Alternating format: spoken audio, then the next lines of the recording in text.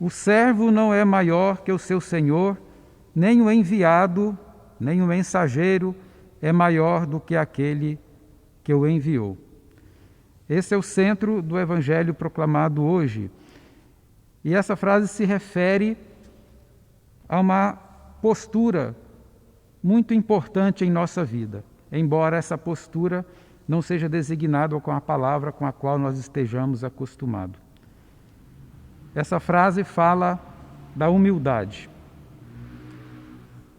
Mas onde, diácono, nós podemos perceber humildade nessas leituras que nós ouvimos agora? Essa palavra humildade não aparece nos textos. A palavra não está presente, mas a atitude está presente. Está presente num conceito um pouco mais profundo com o qual nós não estamos acostumados. A palavra humildade, no sentido comum, é ultrapassada nesse texto para um sentido um pouco mais profundo. Essa palavra humildade, ela tem a mesma raiz da palavra humanidade, da palavra homem. Vem do termo humus. E o que é humus? É terra. Mas não uma terra qualquer, é terra fértil. Terra em que qualquer coisa que for plantada vai crescer. Seja o joio, seja o trigo. E a humildade é isso. Está ligada ao autoconhecimento, a nós sabermos quem nós somos e principalmente nós sabermos quem nós não somos. É tão importante esse conceito que ele já vem muito antes do cristianismo. Se nós formos ver a filosofia grega, por exemplo, o termo conhece-te a ti mesmo já era pregado por Sócrates, o grande filósofo grego, um dos pais da filosofia ocidental. E esse conceito não era de Sócrates. Ele estava escrito no frontispício do templo de Apolo, no oráculo de Delfos, na Grécia. Por que é tão importante nós conhecermos a nós mesmos? Ou seja, por que é tão importante nós sermos humildes? Disso vai depender tudo que nós fizermos na vida. A primeira leitura mostra Paulo descrevendo a história do povo de Israel e falando de alguns personagens. Personagens nem um pouco humildes e um personagem central muito humilde. João Batista, um exemplo de humildade. O que torna João Batista, o profeta, alguém humilde? É a consciência que ele tinha de quem ele era e de quem ele não era. O texto da primeira leitura termina fazendo uma referência àquele momento em que João Batista é procurado por enviados, por mensageiros das autoridades religiosas e perguntam para ele: quem é você? As autoridades estavam suspeitando que João Batista seria o Messias. E mandaram perguntar para ele quem ele era. Ele entendeu perfeitamente a pergunta. E a primeira atitude dele foi dizer quem ele não era. Ele respondeu: eu não sou o Messias. Ou seja, ele não assumiu uma identidade que não era dele. Ele não se atribuiu uma qualidade que ele não tinha. Mas logo em seguida, ele disse quem era ele. Eu sou a voz que clama no deserto. Eu sou o precursor. Sou aquele que veio preparar o caminho para o Messias. Humildade é isso. É nós sabermos quem nós somos e saber quem nós não somos. Quando nós nos atribuímos qualidades que não temos, quando nós queremos assumir uma personalidade que não é a nossa, isso é soberba. Quando nós negamos os dons que Deus nos deu, quando nós negamos ou escondemos as nossas qualidades, isso não é humildade, é falsa modéstia. A humildade consiste em assumir aquilo que nós somos, conhecer nossos defeitos, enxergar nossas próprias qualidades. E João Batista fez isso muito bem. No entanto, Saul, citado também na primeira leitura, parece que não era assim, porque ao longo da vida dele, nos 40 anos de reinado, ele foi se afastando de Deus e foi querendo se colocar no lugar de Deus. Por isso, Paulo lembra que ele foi rejeitado por Javé. E Javé suscitou um novo rei, Davi. No Evangelho nós vemos a mesma coisa. Jesus dizendo que o servo não pode ser maior do que o Senhor. E nós diríamos, nem mesmo igual ao Senhor. O servo deve pautar pela humildade, saber quem ele é, que ele é o servo, ele não é o Senhor. E no mesmo Evangelho, um exemplo dado pelo próprio Jesus, um exemplo a não ser seguido, que é o caso de Judas.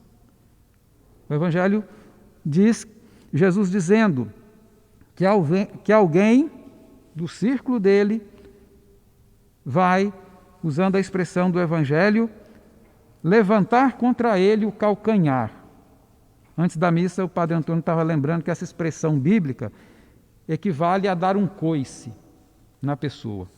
Então Jesus estava se referindo a Judas e se sentindo rejeitado por Judas, que teria dado um coice nele. Essa expressão dar um coice, ela está associada a um objetivo. Afastar a pessoa para ocupar o lugar dela. Como que Judas querendo ocupar o lugar de Jesus. Essa colocação é interessante por quê? Porque a questão da humildade é central na nossa vida. Nós temos que nos autoconhecer para que nós não sejamos soberbos e também não sejamos hipócritas, falsos, modestamente falsos. Para que nós não queiramos assumir uma identidade que não é nossa, mas também que nós não neguemos aquilo que nós somos.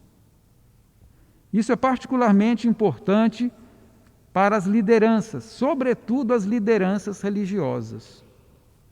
Porque as lideranças religiosas têm o seu poder religioso referendado pela divindade. E o povo já tem uma natural tendência de colocar as lideranças religiosas no pedestal, no lugar de Deus. Que o povo age assim, seja até compreensível, às vezes por desconhecimento, por falta de orientação, mas que as lideranças estimulem isso e subam no pedestal por si mesmas, já é uma outra história. Já é uma demonstração de que está faltando autoconhecimento. Nós não podemos, e aqui falando do ambiente religioso, nos descuidar disso, sobretudo aqueles que têm alguma liderança, sejam elas quais forem, seja o bispo, seja o padre, seja o diácono, seja uma liderança leiga. Nós temos que buscar o autoconhecimento, ou seja, nos exercitar na humildade. Porque nós somos servos. Não podemos querer ser maiores do que o Senhor, muito menos iguais do que o Senhor. Nós não podemos nos deixar colocar no pedestal. Os apóstolos eram humildes. Paulo era humilde. Quando nós lemos os Atos dos Apóstolos, nós vemos demonstrações disso. Quando nós lemos as cartas do Novo Testamento, nós vemos isso. Paulo e Barnabé chegaram numa cidade grega e lá fizeram algumas pregações e fizeram algumas curas.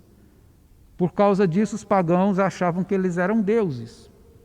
Pegaram bois, enfeitaram e foram lá oferecer sacrifícios a Paulo e Barnabé. Eles tinham consciência de quem eles eram. Eles sabiam que não eram Deus e falaram para as pessoas: não façam isso, nós não somos deuses.